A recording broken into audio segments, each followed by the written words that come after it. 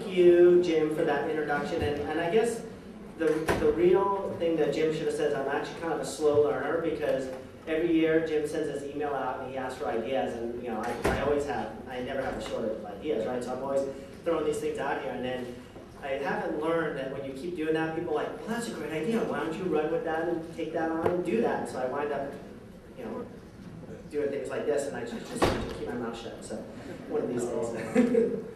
All right, I'm really excited about this session. I'm going to give you a few opening remarks about sort of why we're doing this session. But Greg, in his opening comments, it was really great. He touched on this issue of integration, which is something that I think is really critical, because we have all these great indicators, and people are like, oh God, these scientists are coming up with another indicator. Now we just have more work to do, right? And so the idea is we're really interested in how do we put these things together to answer some fundamental questions, and that's what this session is about. So before I give some brief opening remarks on the motivation for the session, I just actually wanted to remind all the speakers that if you're using acronyms, just make sure you define your acronyms. A couple of times I heard this morning, and I know it becomes sort of a language for us, but in case there's folks in the audience who don't know what those are. All right, so with that, so these are key questions I put up here, and these are things that you've probably all seen before, right? We're fundamentally interested, the reason we do bioassessment is we're fundamentally interested in answering these questions about health, right? Are our streams healthy? Are our wetlands healthy? Are our watersheds healthy? What are our most important water quality issues that we have to solve if they're not healthy? And then, how effective are our management programs, and where should we be prioritizing our limited resources? So these are kind of fundamental questions. And we have lots of tools. These are maps showing some of our primary bioassessment tools that we use in terms of algae, benthic invertebrates, and the California Rapid Assessment Method, CRAM. And so we've got all this data that we collect all over the state, and the question is, how do we start to put that together? And the reason is, this is a graphic, I really like this actually. Rafi Mazur, who works with me in SWRCB, put this graphic together. But what this graphic is showing is, on the y-axis you've got some HUC codes, some hydrologic unit codes in San Diego County, and then a series of indicators on the x-axis. And the different colors represent the percent, or the probability, or percent of the area that's in good or bad condition.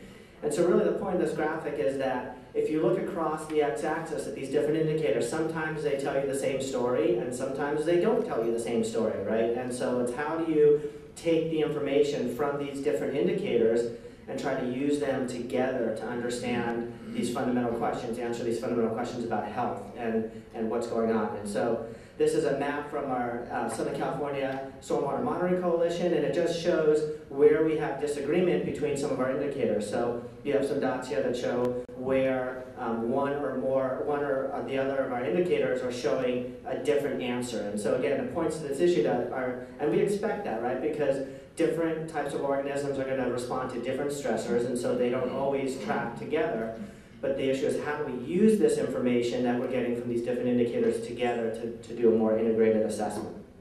And so Pete is going to talk a little bit about some of the healthy watershed stuff, so I won't steal his thunder, but there have been some efforts to try to put these things together in terms of looking at watersheds and getting this integrated assessment, but still maintaining the ability to not lose the information from those individual indicators, right? So that's really our goal, is answer these integrated questions, but don't lose the ability to get those little nuggets of information that the individual indicators tell us.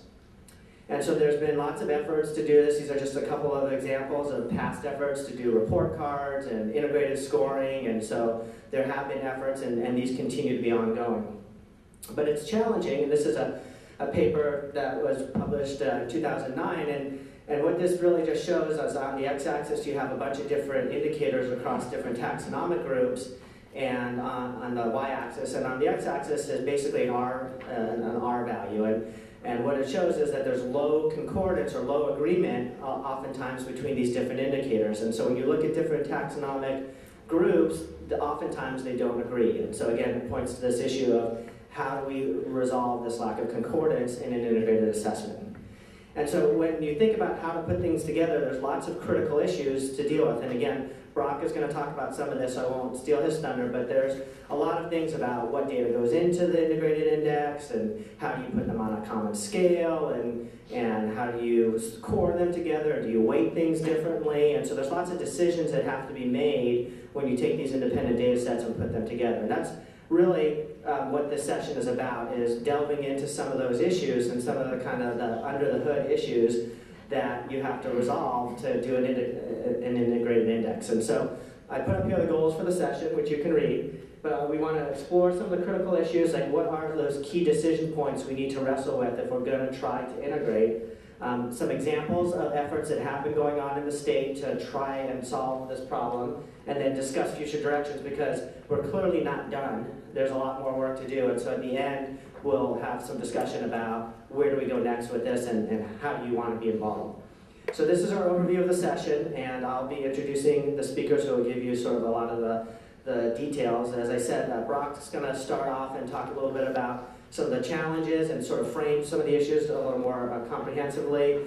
Fraser's going to talk about some lessons learned and some of the work that he's been involved with over the years. We're going to get, Pete's going to talk about some of the statewide efforts through the Healthy Watersheds initiative. We'll have examples from different regions, some in different parts of the state that have sort of tried to do this and sort of what they've learned and what they've done, and so examples.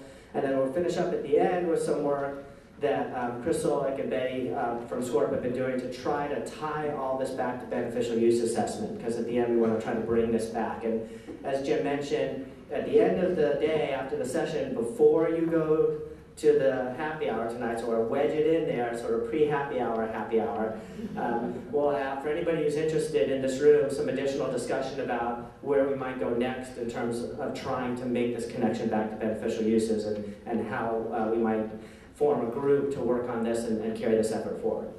So with that, that's the end of my introductory remarks. I'm not going to take any questions because I want to give time for the speakers and you can ask them the tough questions.